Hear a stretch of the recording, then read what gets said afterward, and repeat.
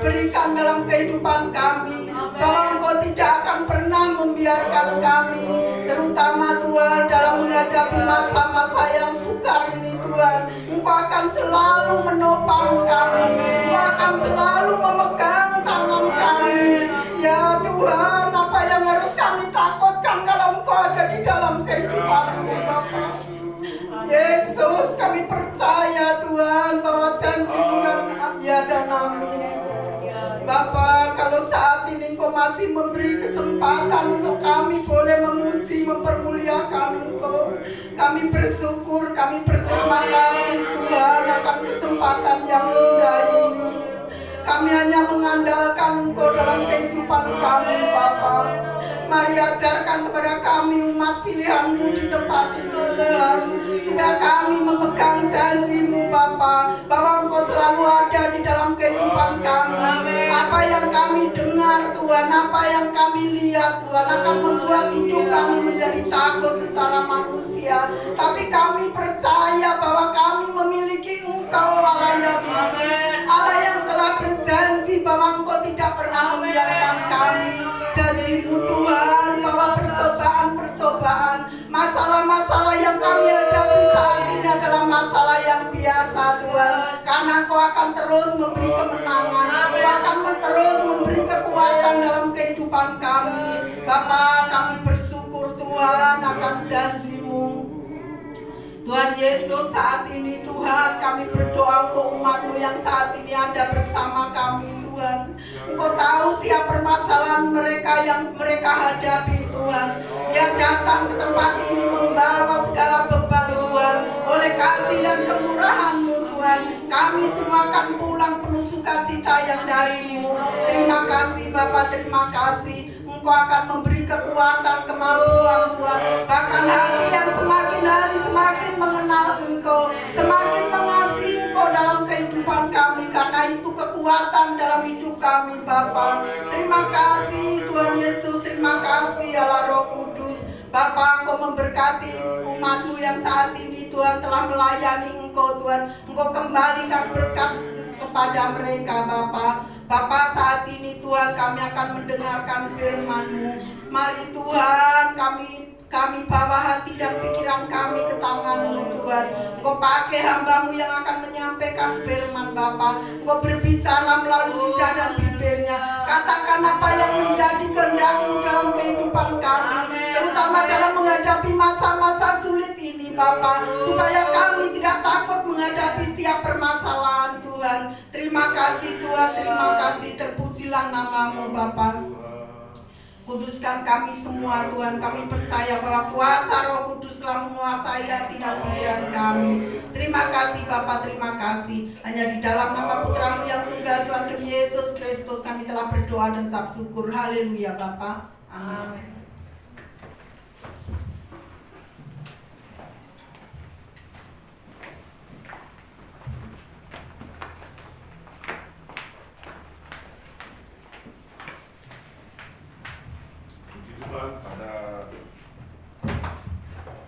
Pagi hari ini kita akan melanjutkan kebenaran Allah atau firman Tuhan yang saya sudah sampaikan pada minggu yang lalu, 7 perubahan menuju manusia Kristus, atau kita menjadi sama seperti Tuhan.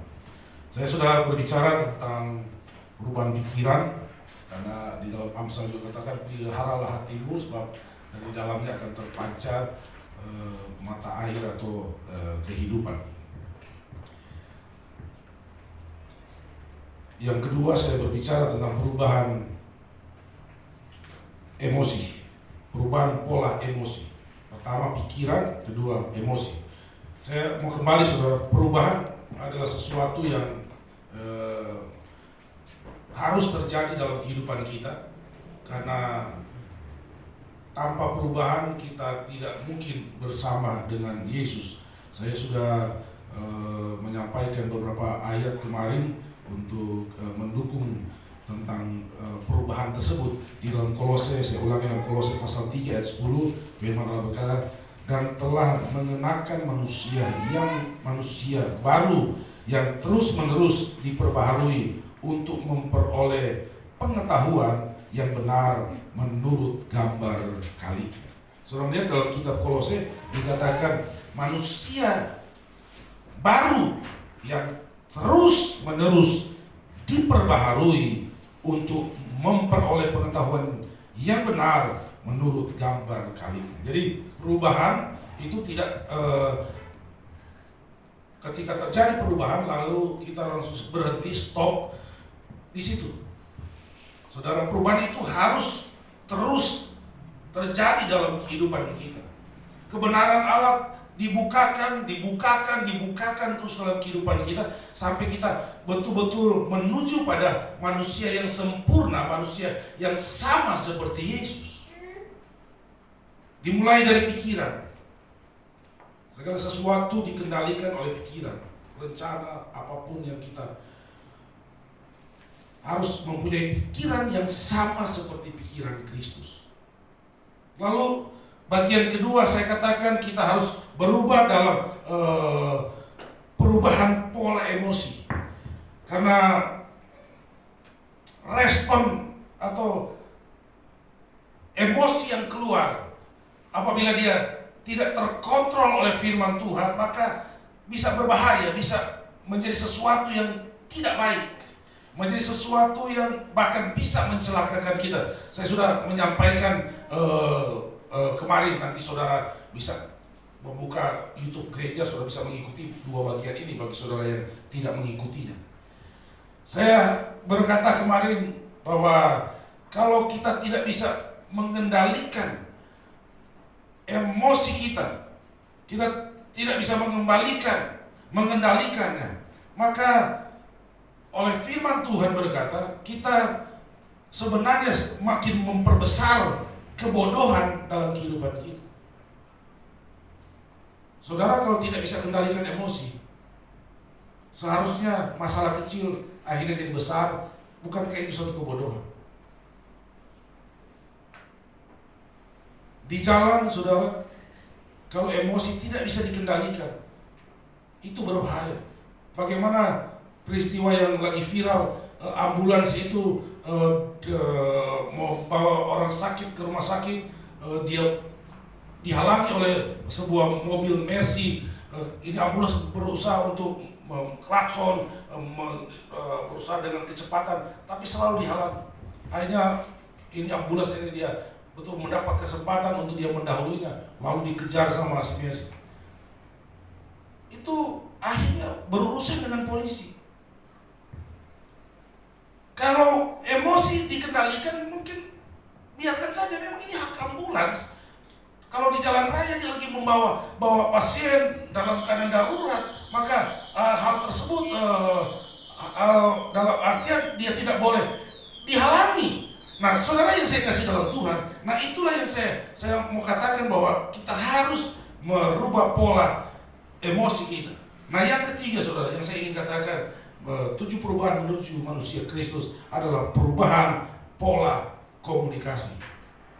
Saudara yang saya kasih dalam Tuhan, terkadang itu komunikasi, saudara, bahasa kata-kata apabila tidak diubah, masih seperti manusia lama, itu berbahaya.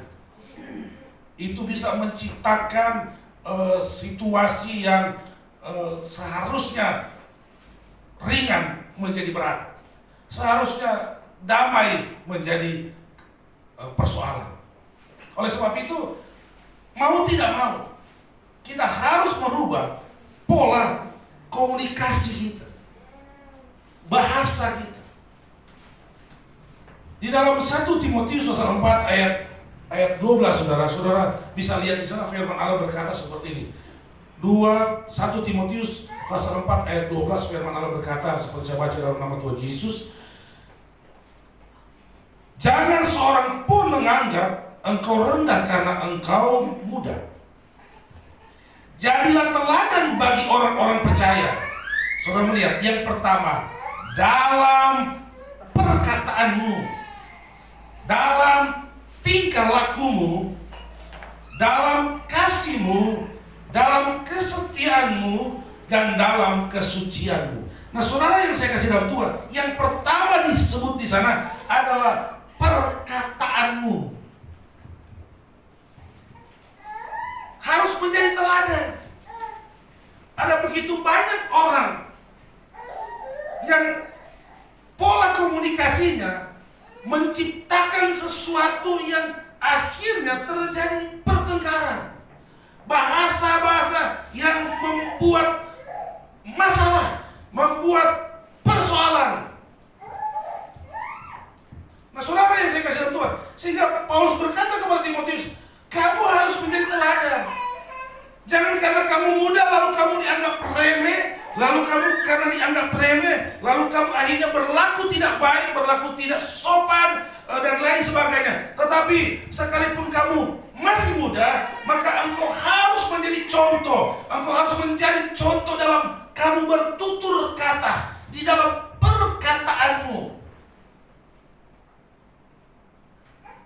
Saudara yang saya kasih dalam Tuhan, saya ingat Pak Michael pernah katakan di tempat ini dalam pelayanan bahwa bukan alasan, bukan pembenaran ketika kita berkata-kata lalu perkataan kita bahasanya tidak patut, kasar dan lain sebagainya. Lalu kita merasa, wah saya kan dari seberang, saya memang orang dari sononya, memang kata-kata saya seperti itu, bahasa saya seperti itu, komunikasi saya seperti itu. Saudara yang saya kasih dalam Tuhan, Paulus berkata, hendaklah kamu menjadi teladan dalam perkataan.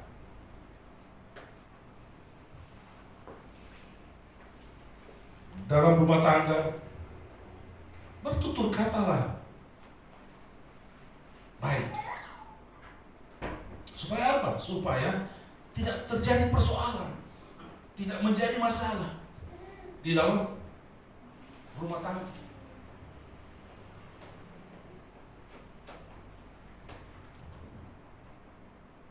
Minggu berjalan ini, saudara, kalau saya mulai marah, istri katakan, ingat Amsal, kamu yang bilang kemarin. Amsal 14 ayat 29. Kalau juga dia mau agak marah-marah, saya kata, kamu baca itu Amsal.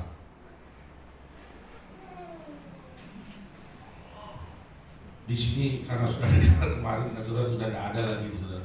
Karena pas mau ngomong, langsung saja ntar Amsal keluar lagi.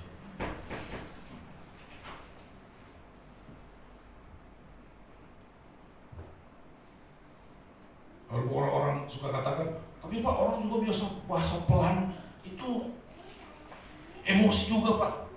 Tapi jarang, kalau sudah pelan sih tapi kelihatan itu uratnya sudah timbul semuanya kalau lagi marah. Dan biasanya itu kalau emosi udah naik, perkataannya, komunikasinya sudah menjadi tidak baik. Nah, Paulus berkata kepada Timotius, itu tidak boleh.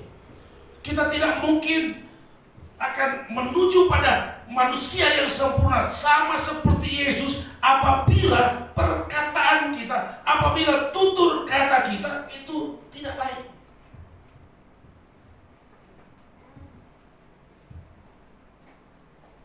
Saudara, pulang gereja harus berbeda. Sehingga ketika orang lain melihat, wah ini baru anak Tuhan. Gaya bahasanya sangat sopan sekali. Tutur katanya bagus sekali. Oke, mungkin kita punya latar belakang budaya yang mungkin seperti biasa. Kami di kampus, saudara, kami di satu kecamatan, ada satu desa, saudara, yang itu kalau memaki-maki itu seperti hal biasa bagi mereka. Jadi kalau kami dengar seperti itu, kami tahu, oh ini pasti ini dari desa ini dia. Nah, karena kami tahu watak karakter mereka kan seperti itu. Itu ketemu orang saja itu pertama bukan shalom, itu kayak caci maki. Tapi biasa bagi mereka.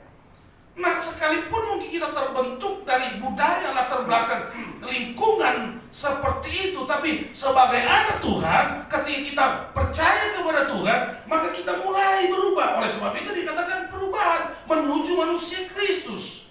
Kita mulai berubah. Oh, itu tidak patut kata firman Tuhan. Itu tidak baik kata firman Tuhan. Saya harus belajar untuk pelan-pelan saya merubah supaya saya tidak sama seperti dulu. Saya tidak sama seperti lingkungan saya di mana saya pernah dibesarkan, di mana saya berinteraksi, di mana bahasa-bahasa yang keluar bukan bahasa-bahasa yang sopan, bukan bahasa-bahasa yang memberkati. Saya harus keluar dari wilayah itu. Kenapa? Karena saya ini milik Tuhan. Sehingga saya harus berubah dan berubah. Jangan ada orang tua berkomunikasi dengan anak dengan bahasa-bahasa yang tidak sopan, dengan bahasa-bahasa yang tidak pantas, akan membentuk dia menjadi juga pribadi yang satu saat akan melakukan perkataan-perkataan yang sama. Ada orang tua karena anak-anak seperti tanda kutip dianggap bandel, nakal, maka itu mengeluarkan perkataan-perkataan yang tidak perlu disampaikan, bahkan tidak boleh. Puji Tuhan saudara, sampai hari ini anak saya yang satu sudah umur cukup, yang udah gede-gede juga. Tapi saya ingat-ingat, saya tidak pernah mengata-ngatai mereka dengan kata-kata yang kasar. Apalagi udah anjing kamu, monyet, setan. Saya tidak pernah, saudara. Saya menjaga mulut saya. Nah, kalau kita biasa dengan perkataan itu, kalau itu tertanam di memori dia merasa dia itu seperti yang saya sebutkan tadi, akhirnya dia berlaku seperti yang saudara sebutkan. Kita tidak boleh salahkan dia. Kenapa? Kita yang ciptakan, kita yang buat memori dia, terus berpikir bahwa dia seperti ini, dia orang seperti yang kita sebut. Nah, jadilah saya katakan perkataan atau komunikasi kita sesuai dengan firman Tuhan. Perkataan kita harus menjadi teladan. Lukas pasal 6 ayat 45 berkata seperti ini, saudara. Orang yang baik mengeluarkan barang yang baik dari perbendaharaan hatinya yang baik, dan orang yang jahat mengeluarkan barang yang jahat dari perbendaharannya yang jahat. Karena yang diucapkan mulutnya meluap dari hatinya, dari pikirannya. Tidak ada lagi di tempat ini bapak-bapak yang mengeluarkan kata-kata kasar buat istri. Tidak boleh lagi seorang istri menyampaikan kata-kata yang tidak pantas kepada suami. Tidak boleh lagi di tempat ini ada orang tua, sekalipun anak kita dalam tanda kutip mungkin bandel bagi kita, tapi tidak boleh lagi ada perkataan yang tidak patut, kasar, bahkan mungkin Tuhan benci keluar dari mulut kita untuk anak-anak ini.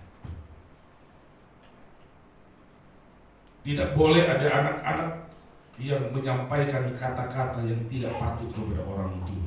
Tidak boleh. Mulai saat ini, mari perkataan kita menjadi perkataan yang baik. Lukas katakan, orang yang baik mengeluarkan barang yang baik dari perbendaharaan hatinya, dari pikirannya yang baik. Kalau saudara masih berkata-kata, berbicara dengan perkataan yang tidak baik, maka mulai saat itu saya katakan, sebenarnya saudara bukan orang baik.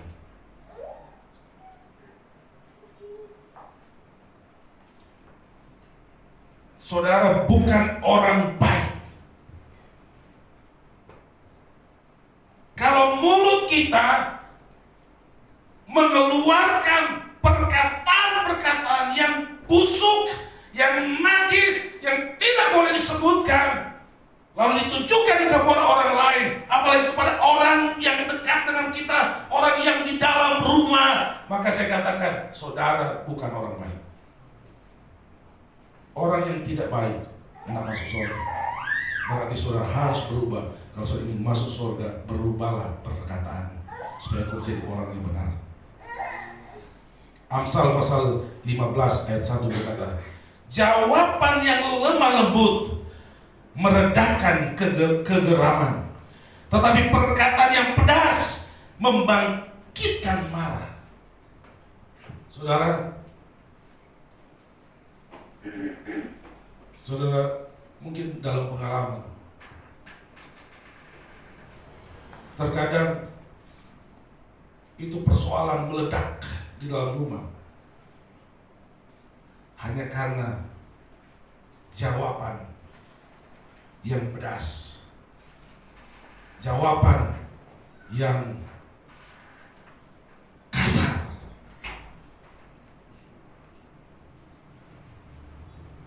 Saudara, tapi firman Allah berkata, jawaban yang lemah lembut meredakan kegeraman.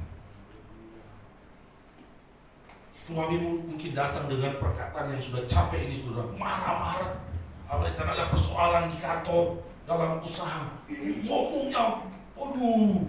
Tapi saudara, ketika saudara, ibu-ibu jawab dengan lembut, maka itu seperti disiram dengan air.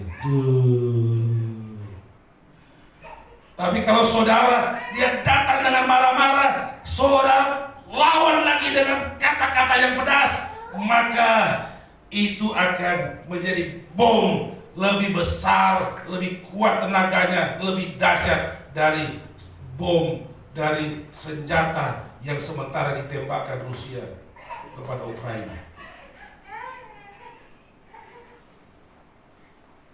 Sebab itu jangan, saudara, kita sekalipun mungkin sudah capek. Bapak juga nggak sadar, saya di rumah capek saya. Datang bukan datang dengan membawa sukacita, tapi datang dengan marah-marah. Masih di rumah saja, itu masuk pintu pagar dia sudah buang, sudah bunyi keras. Pas masuk pintu rumah pun dibanting dengan kerasnya. Saya mau katakan kepada saudara, hadapi dengan kelemah lembutan. Maka sekalipun duang ketika dia masuk dalam rumah, kata-kata yang lemah lembut akan meredakan kegeraman.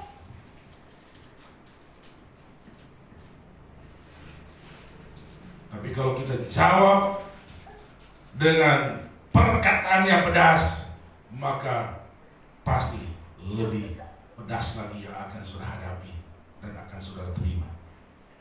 Amsal 20 ayat 3. Terhormatlah seseorang jika ia menjauhi perbantahan, tetapi setiap orang bodoh membiarkan amarahnya meledak. Terhormatlah seseorang jika ia menjauhi perbantahan. Saudara yang saya kasih dalam Tuhan, persoalan pendek, dia akan berakhir pendek kalau tidak terjadi perbantahan.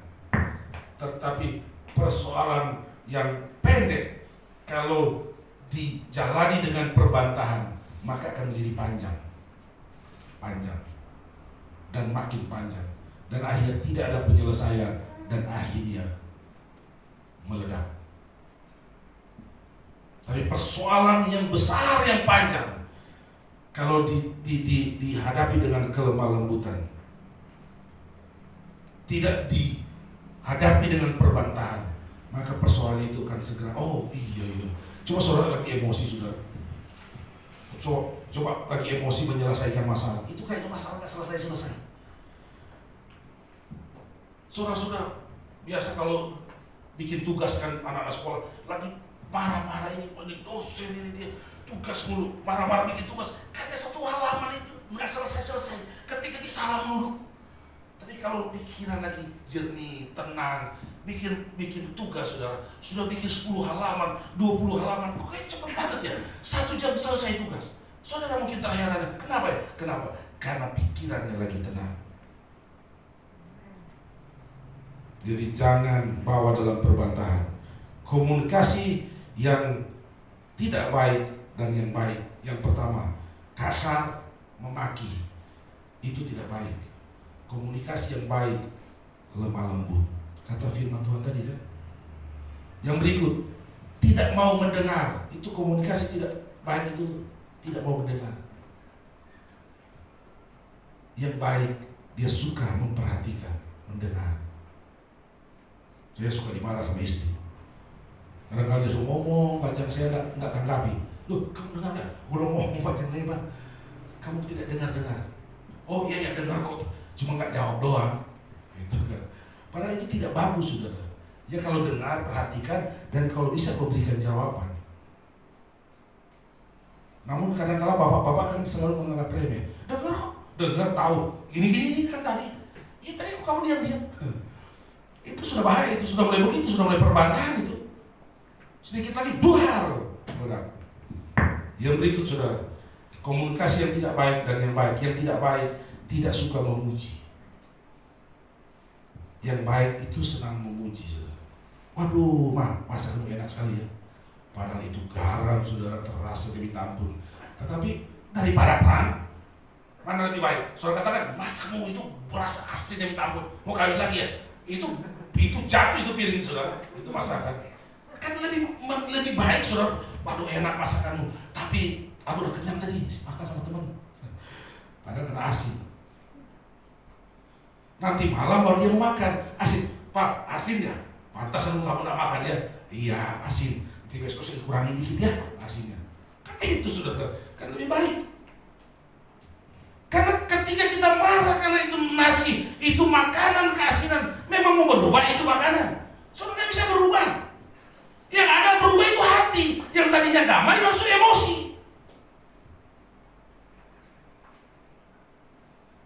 Daripada emosi, nggak apa-apa dipuji. Apalagi kalau masaknya memang enak. Wah, memang benar-benar masamu enak benar. Kalau begini tuh berat badanku pasti naik. Saudara yang saya kasih dalam Tuhan, itu cara berkomunikasi yang baik. Dan saudara bisa tambah-tambahkan. Saudara, apalagi sosial media kan sekarang banyak kata-kata bijak yang suka ditampilkan setiap hari, setiap pagi.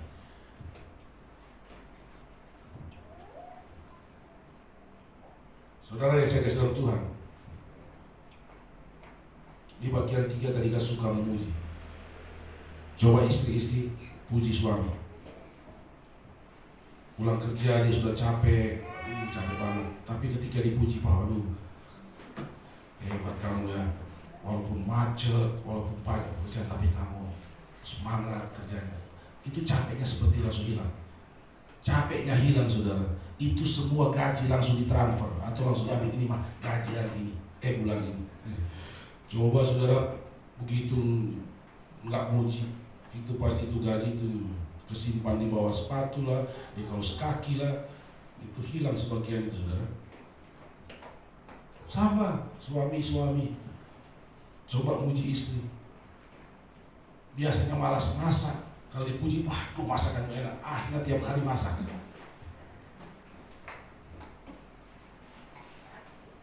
Seringlah memuji, saudara. Salah satu komunikasi yang baik, komunikasi yang dapat membawa damai sejahtera di dalam kehidupan keluarga. Yang keempat, saudara, perubahan pola tindakan. Di situ pasti berurutan semua pikiran, emosi, perkataan. Itu kan di dalam pikiran.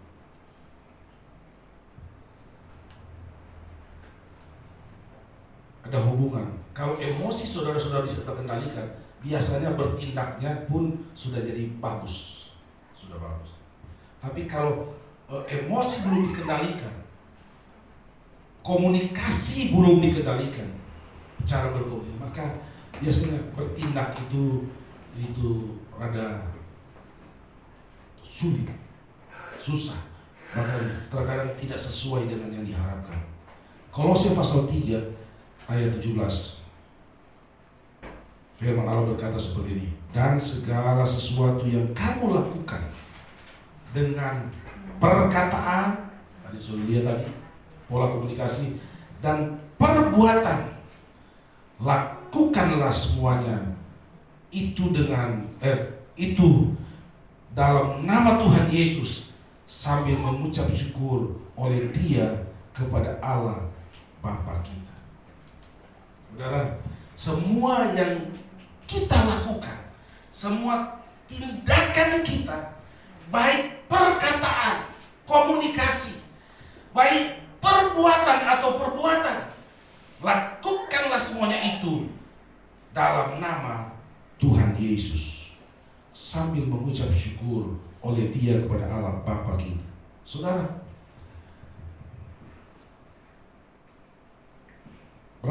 kita lemah dalam tindakan, saudara.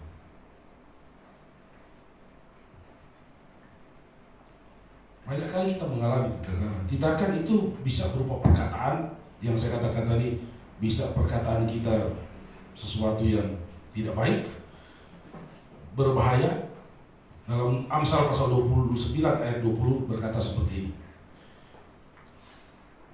Kau lihat orang yang cepat dengan kata-katanya. Harapan lebih banyak bagi orang bebal daripada bagi orang itu. Jadi orang yang cepat berkata-kata, cepat bertindak. Tindakan lewat perkataan terkadang terlalu buru-buru, terlalu cepat berkata-kata, padahal dia tidak tahu apa sebenarnya yang terjadi. Terlalu cepat bertindak, dia tidak tahu sebenarnya orang itu bagaimana. Lewat perkataan tentunya, tindakan lewat perkataan. Firman Allah berkata, lebih baik orang bebal. Orang bebal ya sudah tahu memang dia bebal. Tindakan kita lewat perkataan seperti, katanya si A begini-begini ya. Kamu dengar dari siapa? Kayaknya sih. Saya nggak tahu jelas, saudara. Kayaknya aja sudah menceritakan orang, sudah bertindak mengatai orang dan lain sebagainya. Sepertinya sih. Jangan, nggak usah diam, itu lebih parah dari orang bebal. Ada juga tindakan lewat langsung dalam perbuatan. Amsal 1 ayat 31, maka mereka akan memakan buah perbuatan mereka dan menjadi kenyang oleh rencana mereka. Jadi kalau saudara melakukan, bertindak, berbuat sesuatu, maka itu akan berbalik kepada kita. Apa yang kita lakukan, kalau kita bertindak benar, maka berbalik kepada kita sesuatu yang benar. Kalau kita bertindak pada hal yang salah, maka itu juga akan berbalik kepada kita. Apa yang ditabur, itu yang kita akan tuai.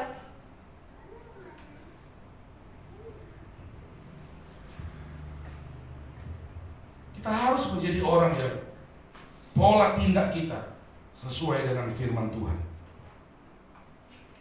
Apa yang kita katakan, apa yang kita buat, perbuatan kita, maka harus sesuai dengan Yesus. Saudara ingat ketika Yesus mau ditangkap di Taman Getsemani? Itu murid-murid pola tindaknya sangat ekstrim. Ambil parang, potong telinga itu perwira, salah satu tentara, putus itu telinga. Pola tindak Yesus apa? Kasih. Dia ambil itu telinga, dia tempelkan lagi. Lalu dia berkata kepada murid yang melakukan itu, jangan kamu lakukan itu. Kalau kamu menggunakan pedang, kamu akan dimakan oleh pedang. Kalau musuh datang menyerang engkau, kasihi dia, itu pola tindak yang baik. Kalau dia tampar pipi kirimu, kasih itu pipi kanan. Kalau dia mau merampas juamu, kasih bajumu. Itu pola tindak yang menurut firman Tuhan. Bukan orang datang marah dengan kita, kita pukul itu orang. Itu pola tindak yang salah. Ujung-ujungnya polisi. Kita di jalan, orang marah, kita tambah marah, kita berantem. Itu pola tindak yang salah. Tidak boleh seperti itu. Bahkan terkadang di rumah tangga ada suami-suami yang pola tindaknya itu nggak sesuai dengan firman Tuhan. Sangat memalukan. Berantem dengan istri, marah-marah dengan istri, yang dilakukan main pukul. Itu pola tindak yang sangat kriminal. Pola tindak yang sangat tidak boleh.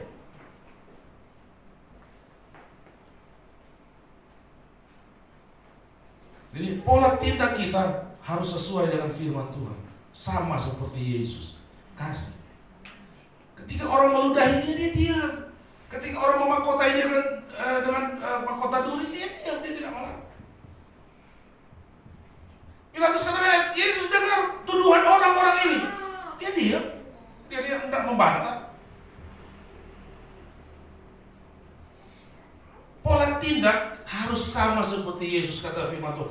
Tapi berat itu, ya memang berat mungkin. Kalau kita merasa itu berat, ya berat. Tapi kalau kita mau lakukan dengan sukacita, kalau kita mau lakukan dengan kerinduan, kita mau sama seperti Yesus, maka sesuatu yang berat akan menjadi ringan. Kenapa? Karena Tuhan pasti akan tolong kita, Tuhan pasti akan bantu kita. Matius pasal 26 ayat 51-52 firman Allah berkata seperti ini. Tetapi seorang dari mereka yang menyertai Yesus mengulurkan tangannya, menghunus pedangnya, dan menetekkannya kepada hamba imam besar sehingga putus telinganya. Maka kata Yesus kepadanya, masukkan pedang itu kembali ke dalam sarungnya, sebab barang siapa menggunakan pedang akan binasa oleh pedang. Saudara lihat, banyak orang akhirnya masuk penjara karena menggunakan tangan sama.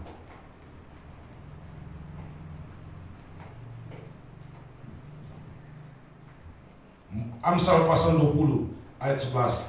Anak-anak pun sudah dapat dikenal daripada perbuatannya, apakah bersih dan jujur kelakuannya. Sebab itu saya katakan, kadang-kadang kita melihat dulu anak ini ya suka main tangan, masih kecil suka Dan kalau kita tidak bisa arahkan, itu bahaya. Karena memang kita anak-anak pun sudah dapat dikenal pada perbuatannya, apakah bersih dan jujur kelakuannya. Amsal 13 ayat 16. Orang cerdik bertindak dengan pengetahuan, tetapi orang bebal membeberkan kebodohan. Jadi, orang cerdik, orang percaya, orang benar bertindak dengan pengetahuan, bertindak menurut firman Tuhan. Amin, saudara. Bertindaklah menurut firman Tuhan. Saudara di pekerjaan banyak, apalagi kalau di instansi pemerintah, saudara, pegang proyek atau lain sebagainya. So, mungkin ditawarin, ayo mari kita gelembungkan itu anggaran. Kalau cuma gaji, aduh kapan kita jadi kaya? Kalau cuma gaji, kapan kita bisa beli mobil? Itu godaan, itu berbahaya. Aduh gak saya mau masuk penjara. Udah deh, bodoh. Ayo, gak ada yang tahu. Saudara bertahan, saya tidak mau. Saya anak Tuhan yang setia. Tapi saudara bulan depan sudah lihat dia bawa mobil baru. Coba saya ikut dia. Mungkin saya sudah punya mobil baru. Nah itu bahaya, saudara, godaan yang mulai datang. Tapi sekalipun dia ganti lagi mobil baru, enggak. Kenapa? Saya bertindak sesuai dengan pengetahuan saya. Firman Allah katakan, tindakan seperti itu curang, tindakan seperti itu berbahaya, tindakan seperti itu bisa membawa saya ke penjara. Saya tidak mau lakukan. Saya mau hidup sesuai dengan firman Tuhan. Karena hidup sesuai dengan firman Tuhan akan menjadikan saya kaya. Bertindaklah sesuai dengan firman Tuhan. Puji Tuhan, saudara yang saya kasih dalam Tuhan. Kita percaya bahwa hidup kita harus terus berubah. Terus berubah sampai kita menjadi manusia Kristus. Sama seperti Yesus, disempurnakan. Karena hanya orang yang menjadi sama seperti Kristus yang akan bersama-sama dengan Dia. Tidak ada orang lain, tidak ada orang yang mempunyai perbedaan dengan Kristus yang akan bersama dengan Yesus di surga. Tidak ada. Tidak. Harus sama seperti Kristus. Sebab itu kita terus berubah. Saya belum sempurna, saya katakan. Saya masih banyak kelemahan. Kalau saudara mau tanya kelemahan saya, datang di rumah saya, tanya sama istri saya, tanya sama anak-anak saya. Mereka akan ceritakan, saya masih banyak kelemahan. Tapi saya terus berubah. Berjalannya waktu, saya terus berubah. Kenapa? Karena saya mau sama seperti Yesus. Kalau ada bapak-bapak di tempat ini yang mungkin masih ada hal-hal, tindakan-tindakan, perkataan, perbuatan yang masih menyakiti istri, anak-anak, mari kita mau berubah. Ayo ikut saya, kita sama-sama berubah. Berubah itu tidak bayar kok. Berubah itu tidak kita harus mengeluarkan dana yang besar. Itu hanya datang dari hati kita. Mau berubah tidak? Kalau ada ibu-ibu yang mungkin masih terlalu cerewet, marah-marah, suaminya capek kerja masih nuntut macam-macam. Ayo kita mau berubah. Kita mau mulai menyampaikan perkataan-perkataan yang baru. Kita mulai berubah. Setiap suamiku datang, ada kelembutan dalam rumah. Setiap dia masuk rumah, dia mendapatkan suatu suasana yang membuat dia merasa kuat, yang membuat rasa capeknya hilang. Kenapa? Karena dia menemukan sesuatu yang ada di rumah, perubahan yang ada di dalam rumah. Anak-anak, jadilah anak-anak yang baik. Bergaulah yang baik. Karena Tuhan mau engkau berbeda dengan mereka yang lain. Saudara, teguhkan kepala saudara. Kita mau berjalan di dalam perubahan yang Tuhan inginkan. Kalau masih ada hal-hal yang telah membuat saudara terbelenggu sehingga sulit untuk berubah, ada rasa dendam yang dalam sekali, sehingga pikiran saudara tidak bisa diubahkan karena telah diikat oleh dendam kebencian. Kalau ada sesuatu yang telah mengikat sehingga emosi saudara tidak bisa terkontrol, emosi saudara tidak bisa dikendalikan, saya mau katakan kepada saudara, saatnya kita mau berubah. Saatnya kita mau datang kepada Tuhan. Saatnya kita mau memohon kepada Tuhan. Tuhan, saya mau berubah Tuhan. Saya mau mulai dari pikiran saya, cara berpikir saya mau taruh firman Allah di sana. Saya mau taruh kebenaran Allah di sana, supaya saatnya saya bertindak maka sesuai dengan firman Tuhan. Saatnya jiwa emosi saya benar-benar sesuai dengan kehendak Tuhan. Perkataan saya adalah perkataan yang sesuai dengan firman Tuhan. Yesus suka orang yang mau berubah.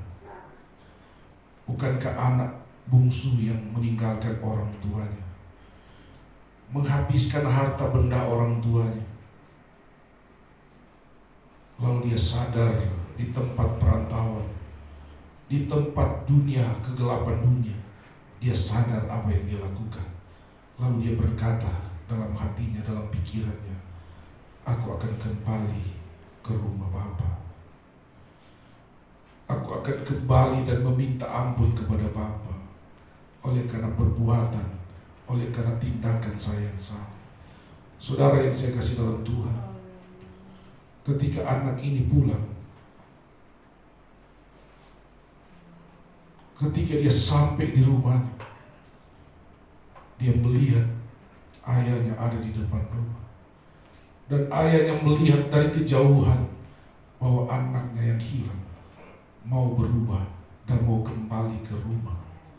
Maka dengan penuh cinta kasih, anak yang berbau busuk, anak yang memakai pakaian compang-camping, anak yang datang dari kehidupan yang gelap, dari dunia yang gelap, yang mau diubahkan hatinya, disambut dengan kelembutan oleh orang tuanya, dipeluknya anaknya.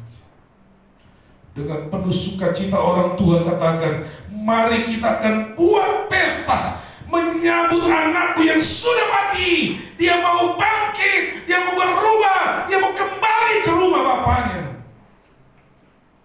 Haleluya Yesus.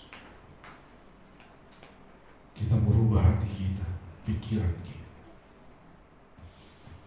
Kita mau sama seperti Yesus. Sehingga dan pemain musik, kita nyanyi itu pujian. Ku mau